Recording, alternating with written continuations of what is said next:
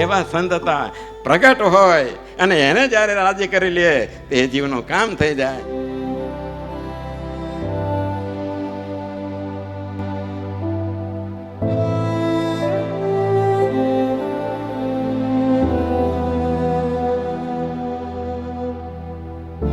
સ્વામીએ ગુરુ મહારાજે કીધું કે કીર્તન કંઠસ્થ કરવાનું રાખજો અને એક હરિભક્તોને મહારાજની આગળ ગાજો.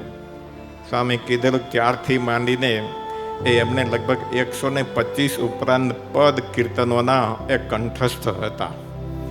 ધર્મ કિશોરદાસજી સ્વામી એ ભગવાન સ્વામિનારાયણના એક અનન્ય ઉપાસક હતા.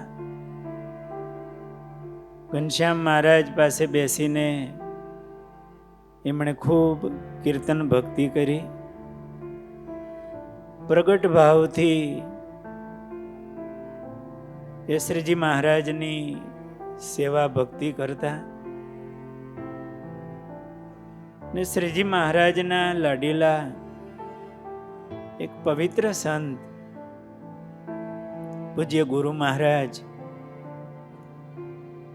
એમને વિશે એમને અનન્ય ગુરુ નિષ્ઠા હતી.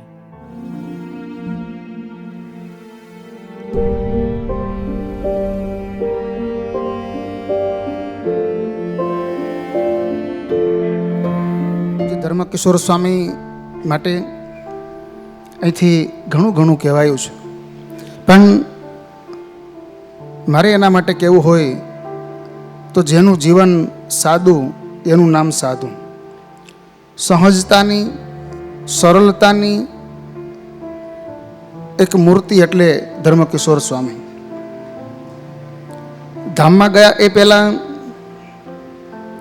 8 દિવસ પહેલાં 2 સંતોની સાથે શયન આરતીમાં મંદિરે પધાર્યા. ધર્મકિશોર સ્વામીને કહ્યું કે તમે ઘનશ્યામ મહારાજની આરતી ઉતારો.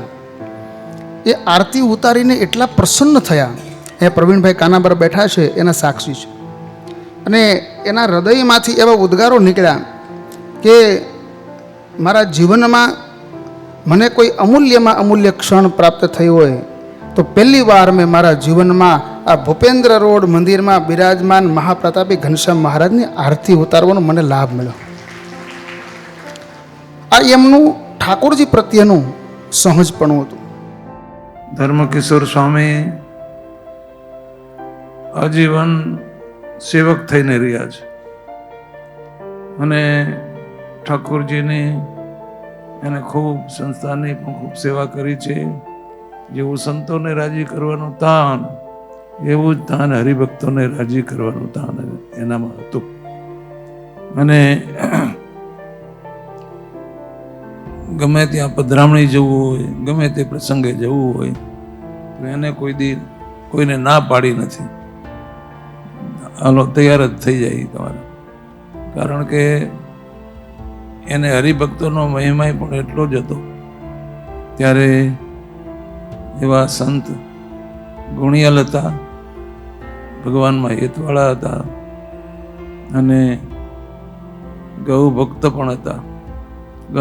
ગાયોની પણ ખૂબ સેવા કરેલી અને ભગવાને એમને કંઠ પણ સારો આપેલો, એટલે કીર્તન પણ સારા ગાતા. ત્યારે એનું જીવન પીઢતાવાળું હતું.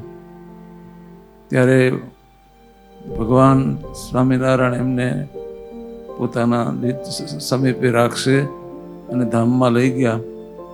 અને આપણે પણ મહારાજને પ્રાર્થના કરીએ કે ભગવાનની સાનિધ્યમાં સદાયને માટે મૂર્તિને સુખે સુખ્યા થાય.